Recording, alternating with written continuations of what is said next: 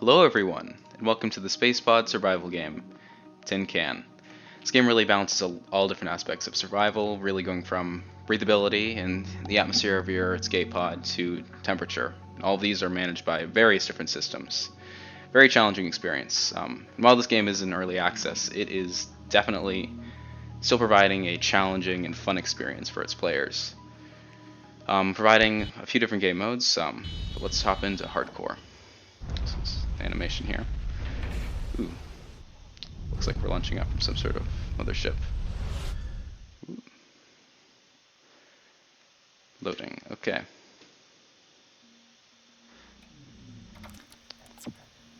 So I've played through this a little bit, and kind of a few basic systems just to go through. One of them being life support. Those are the controls. Well, those are the monitoring. That's the monitoring station. You can see even without electricity. Here's the main computer. It usually reads out stats of all the different systems. Before we do anything, we do have to replace the oxygen. Since early on it starts out at a pretty low level, and that can be very unhelpful when you're in the middle of something and you're running out of oxygen, in the middle of an event. So I'll drop that, put that in. Yeah, and you use these bottles. Oh, already our first event. Use these bottles to refill your supplies, or you can actually use these bottles to produce more oxygen, so potentially infinite survivability. Now, of course, I have to hold on to a handle so I don't get injured when there will inevitably be an asteroid impact. I can see my system over here. Breathability is looking fine. Ooh, okay. That didn't sound good.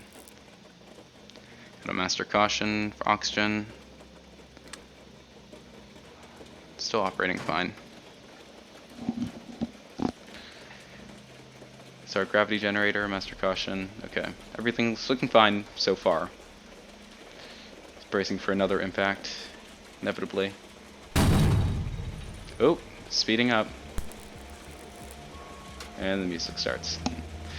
Okay, master caution. Bad fuse.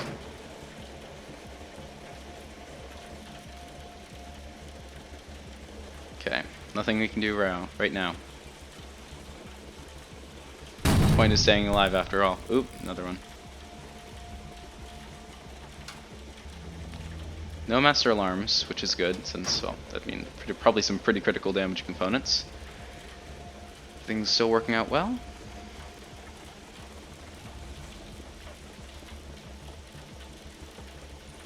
Quite a view through the windows. Okay. Looks like everything is working. And looks like we're starting to exit the field from the... Oh, looks like sounds like looks like they're thinning out slightly. I'd hope. It's important to keep these components at top quality so they don't degrade while in use. Yeah, so in this game really there are several different types of events, and all of them propose different challenges. The asteroid one is always this, I think, as far as I know, always the start. So yes, looks like we've gone through our first event. Okay, here's our manual. This is actually what you're supposed to review. Tells you all different error codes, when power is not working, and information about all the different components. So this is very important to look at. Just going through the master cautions. Doesn't look like a big deal in any of these, so far at least.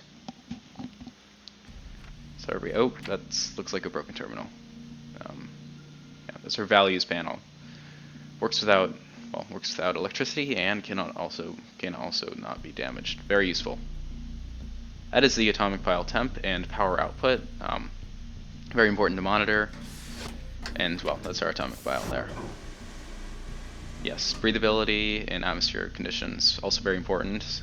Important to keep them in the green and not in the red, and out of the red. Let's take a look at our life support systems, or not. Look all fine. Okay, condition indicators. Not really sure how that would work without electricity, so like passive measurements, but very important for everyday, well, common uses in the ship. Looks like the monitor is still broken. It's possible to fix it, but there's not really a point. As long as it's displaying some of the data correctly. Yeah, that's our main generator. Atomic vial. And it's pretty important not to take away that radiation shielding. It is radiation after all. And another thing to worry about besides oxygen, temperature, and pressure. And speaking of oxygen, we have our oxygen generator right over here. Yes. CO2 scrubber, very important too. Carbon dioxide is toxic, of course. So, just clean the filter there. That has to be periodically cleaned.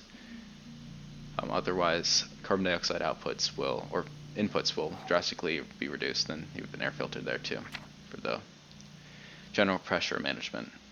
Temperature manager, that's what keeps us from burning to death or boiling and freezing. Main power or main lights, important to keep on, and then we have backup lights which run off battery power. Good for situations where, well, there is no actual light. Also useful for just extra batteries when there's no power available. And our gravity generator, probably the most advanced out of all these components. The atomic vial does seem a little futuristic, I guess. Oh, okay, ice nebula. Cold temperatures probably means our atomic vial will not be producing enough electricity. And it runs off heat. It's a thermal generator. Well, it uses thermal, has a thermal generator to produce electricity. So it's important to keep non-essential devices offline. Put down our book. Make sure everything's charged up. And just keep an eye on the temperature, which does seem to be falling. Or will be, at least. And replace our oxygen while we still have gravity. It can be a hassle without, especially when you're carrying something. Oh, and emergency lights are off.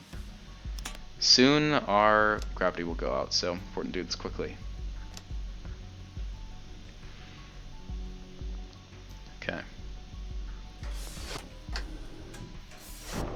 Hopefully we can get through this. Gravity generator, might as well turn it off. We'll need that battery power for, well, breathing. And some basic temperature management, since it is going to get cold. It's a nice nebula anyway. Oh, and there's the windows freezing. Close that up. It's useful that you can, well, 0 degree movement in the ship is relatively slow otherwise, so it's useful to use handles and other handles to move yourself around. Of course, if you're holding a bottle, that doesn't work. Looks like our temperature is fine, which is surprising. Probably batteries. The temperature management is probably running on battery power. Here we have, yeah, temperature management. Hopefully that won't drain too quickly, because that is important.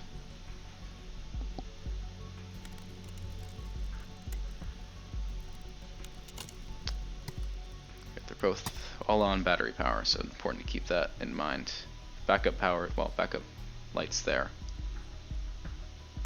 Some basic functionality in the main lights actually. If there were no lights were working, there'd actually be pitch black and have to use flashlight, fortunately. Well, fortunate to have.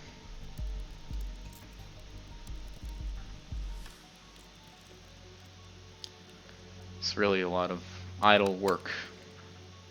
Constantly monitoring different stations, seeing what you need to fix. See, our temp is below what's optimal. It's still producing electricity.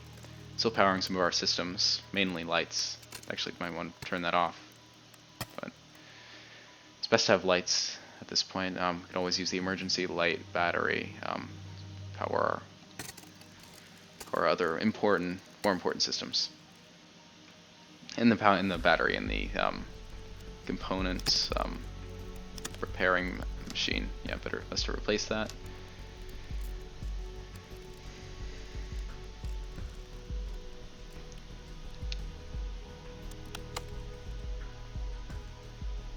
See if there's a battery in there. And moving slowly in microgravity once again. This is frustrating. Only there was another way. There we go, that's back up. Now we can worry about other systems. Keep an eye on the others. Seems like we have about half a bottle of O2. Probably shouldn't have to worry about replenishing it yet.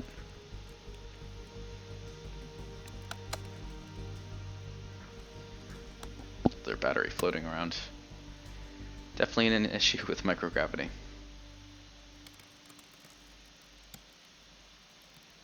Let's put that back in the emergency lighting.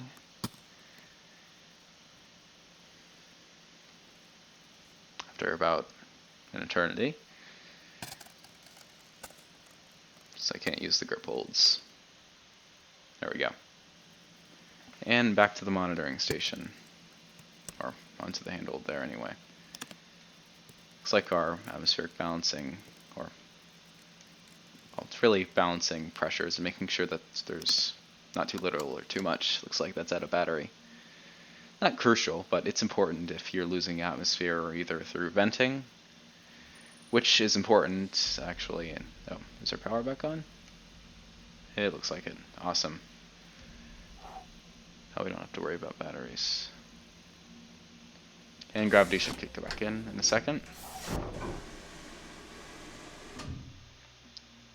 And we have gravity again. There we go.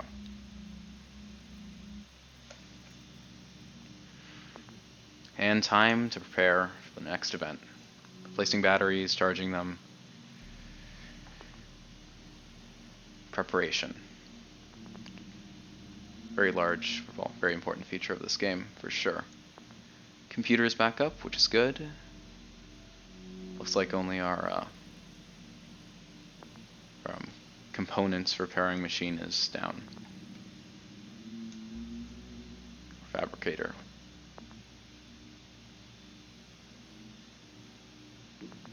I won't be using that, well, it's only really important late game when your components have seriously degraded, but if you're only surviving for, what, half an hour, then it's not a big deal. It's not too important. Looks like we're losing power while we're charging. At least it's recharging our batteries quickly. Probably should replace the oxygen soon too, after this is done. Eventually batteries lose their capacity too, which is pretty bad overall for, yeah, that's pretty low. Pretty bad overall for future survival. Short term it's not a big deal though, well, it doesn't matter that much. There we go, recharging that battery. Losing gravity once again. Let's put that back there. It's good to have, but not really a necessity.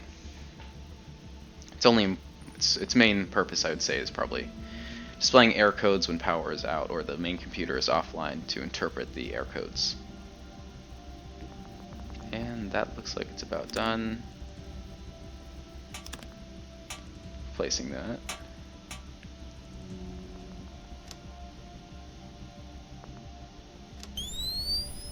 And recharging.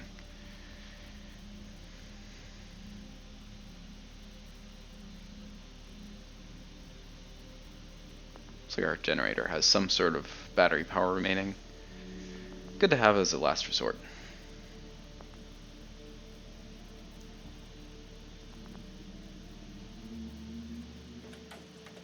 Oh, and another collision. Not nearly as bad as Nice Nebula, but certainly surprising or startling. Also important to close that, so it's not damaged on impact. I found that, well, I'm not sure if this is true, but I found that any sort of systems that are enclosed are safer, or they're not damaged.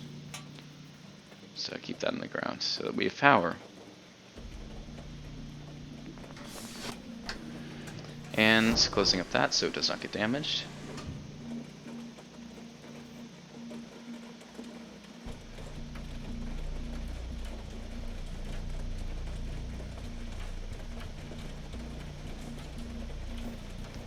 And bracing for impact. Not sure what type of hull this would have if it's... Well, if it's intercepting asteroids and micrometeorites and not breaching. Something pretty strong, that's for sure. Oh, that does not sound good. Oh, and a star accident. Okay, better replace that quickly, very quickly, before I get killed by... Well, by an impact. Okay, should have done that. I really should have done that earlier. Also something difficult in the game. You don't. It's not easy. Well, often you have to manually review each system to make sure that they're operating to their full capacity and, well, operating as you need them to be. Probably should put those bottles over there. Oh, that did not work. What the heck? Okay. And really hoping that it did not get destroyed by an asteroid. Looks like a large asteroid in the distance there. There's a lot of interesting settings in this game. Going from asteroid field to ice nebula to getting close to a star, another event. Not really sure what sort of journey this mothership was on when it experienced some sort of critical failure and had to release its escape pods. But we're not worried about that, we're worried about survival.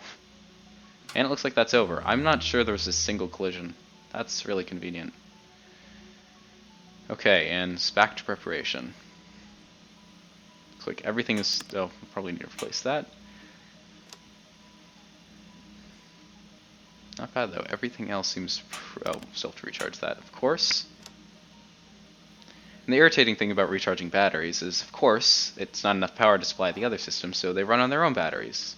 You can never get 100% battery. You can never completely get, well, get a completely full battery in any of your systems.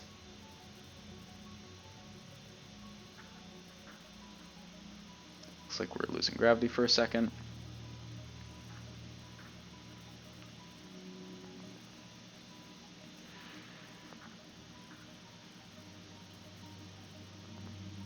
For that to charge. And that looks done. Yes, should be. And power again. I wonder what sparked there. Also important not to touch any of the transformers or power devices. As long as they're on, don't. That will electrocute you. Another punishingly accurate fact of realism. Don't touch active electrical circuits. That's a surprise to incorporate in the game. And charging again. That's bad. That doesn't sound good. Oh wait, doesn't look like it's charging anymore. Yes, not to touch the power transformer. I don't want to. Electrocution is not. It's not good.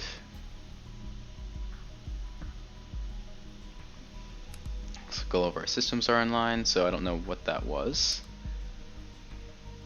Seems online. That's odd. Oh, and what is sparking? Is the battery charger? I'm almost certain that battery sparking is some sort of indication that something's going wrong. Okay, now it's charging. That was weird. Yes. Sparking and... well... other mechanical sounds can't be good. What is happening? And if only I had a terminal to see what's going wrong, but no. This pod is bare bones. Can't even have an automatic oxygen transfer for its systems, so that does not sound good. Guessing we'll just lose all of our power. Just an electromagnetic storm. Hopefully we can just wait it out long enough and manually transfer our power.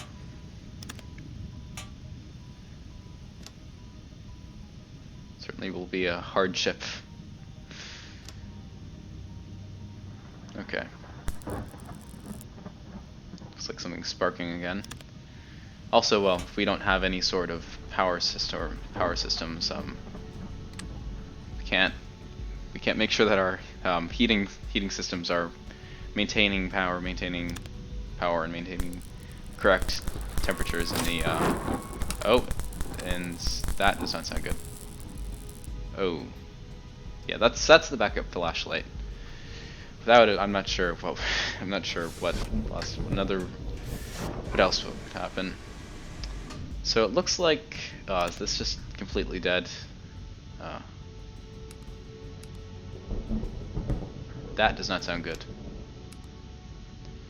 Well, we have no power. Hopefully some backup power? Looks like everything's fried. And it's not much oxygen. Well, if we're going to maintain a breathable atmosphere, we need to get oxygen somehow. Get rid of carbon dioxide somehow. Then we're still left with temperature. Not sure how to do. I can imagine. Well, there's a bottle of liquid nitrogen in the heating or temperature regulation system. I'm not sure how that would help. Yeah, that would probably make things worse. Wow, everything is dead. Even the batteries aren't even registering any charge. We are done for, unless we can get through this. And my flashlight is constantly dying. Okay, well, let's see what I can do. Hopefully I won't receive any negative status effects. Oh, and speak of the devil. Of course. Okay, so probably suffering from hypothermia. Probably not warm enough. Should probably check the monitoring system that doesn't require any electricity, since that's probably our only hope here. Any way to fix this? Oh shoot. It's like power. Oh, and it sounds like we're suffocating now. Okay, where's the oxygen? It's gone from more of a casual maintaining systems into complete chaos, of course.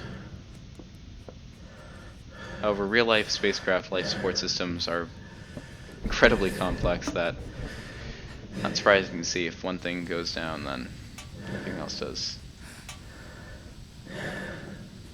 Especially if that thing is power. So that doesn't sound good. Is that too much air? Oh, okay. We need to get rid of some. Looks like my vision is darkening. Okay, let's get out some air. Oh, my heart is beating. That is not good. Oh shoot.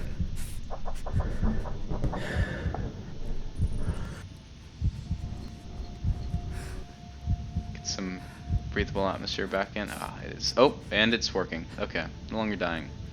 Well, still freezing to death. That's another story. Okay, what's next then? Okay, lock that up. Got the monitoring station. Looks like the breathability is just going down slightly. Nothing that can be done, unfortunately. And the pod temperature is literally at the lowest possible. What is a workaround? Maybe the atomic shield? Is that a way to get heat? Of course, I'll suffer from radiation sickness. Is that worth it, though? If I'm out of oxygen, that's out of question. Oh, and I'm dead. Okay, well, hope you can see what I meant by challenging experience. Well, yes, that is Tin Can. It is early, well, it looks like I died from like hypothermia, not hypoxia. That is a first. Well, anyway, this is Tin Can. Great game, still a work in progress, but I'd highly recommend it. It's on Steam, I believe, early access. Yeah, it's a great experience. I found not really great long-term, in terms of long-term survival, but yeah. Thanks for watching.